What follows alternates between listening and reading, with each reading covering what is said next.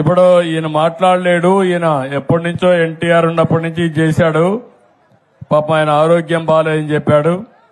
ఈయన సూర్యనారాయణ పోలిశెట్టి వీర వెంకట సత్యనారాయణ వీర వెంకట సత్యనారాయణ ఇక్కడే చల్లపల్లి.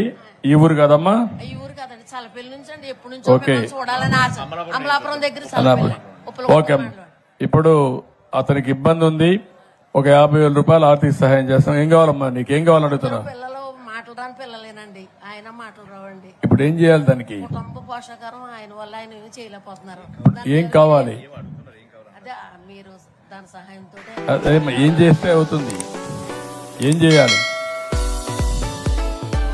అలాగైతే ఇల్లు కూడా పాడైపోయిందండి. ఇల్లు కూడా కట్టుకోవాలి. ఒక 1,00,000 రూపాయలు ఇవ్వండి. మళ్ళా 5 నుండి ఇల్లు అవన్నీ కట్టించండి, శాంక్షన్ చేయండి. నేను చేయమండి, ఇల్లు అవన్నీ శాంక్షన్ చేస్తాం. ఒక 1,00,000 రూపాయలు ఇస్తాం. ఓకే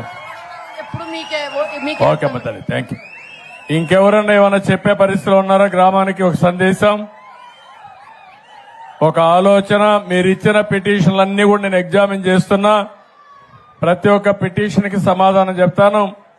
ఫిర్యాదులన్నీ కూడా మీకు ఏవైతే సాధ్యం రా తమ్ముడు ఇట్రా, అతను రా, ఏవైతే ఆచరణ సాధ్యమో అన్ని పూర్తి చేస్తాను.